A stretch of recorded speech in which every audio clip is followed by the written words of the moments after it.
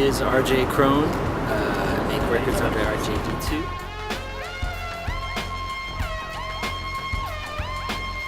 And I'm here in Miami for a show at Pardo.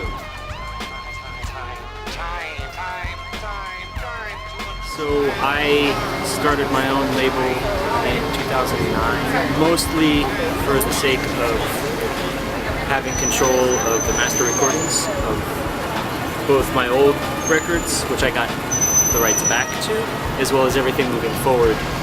So everything I've done in the last 2 years has been put out on my own label. Yeah, so the Iceberg group is myself and Aaron Livingston, and it was the kind of record that I'd really wanted to make for a long time.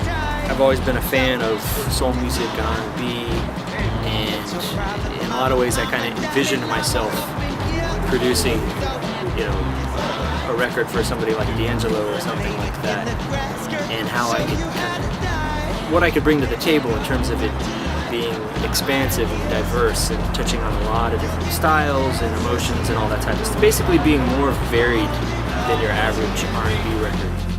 The next things on my plate are going to be indefinitely one of three things, which is a solo RJD2 record, a Soul Position record, and an Iceberg record. At this point in time, those are, I think it's realistic to say that they're my three priorities as far as musical outlets.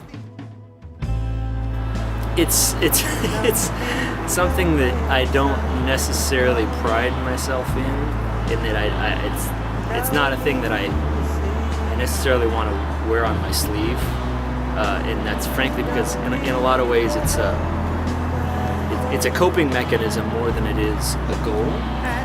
I'd never set out to be that kind of producer.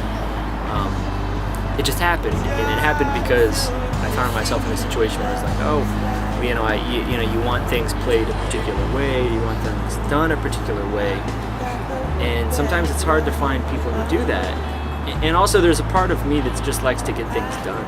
So it's basically two DJ rigs side by side, 4 turntables and 2 mixers, and then flanking them I have an MPC on one side and Serato with a Korg pad control that's programmed to function like an MPC on the other side. So I have kind of the functionality of a second MPC over there, and I've got the visuals, the camera showing what happens on the MPC.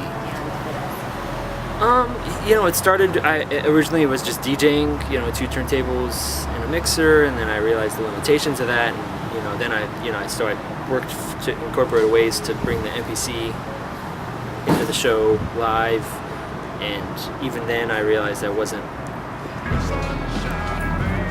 I needed more, so that's where the second turntable, the second DJ rig came in.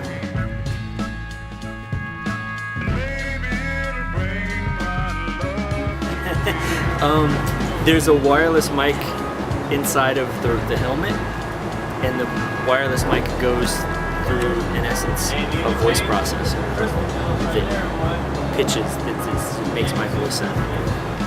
And that's pretty much it. In a nutshell.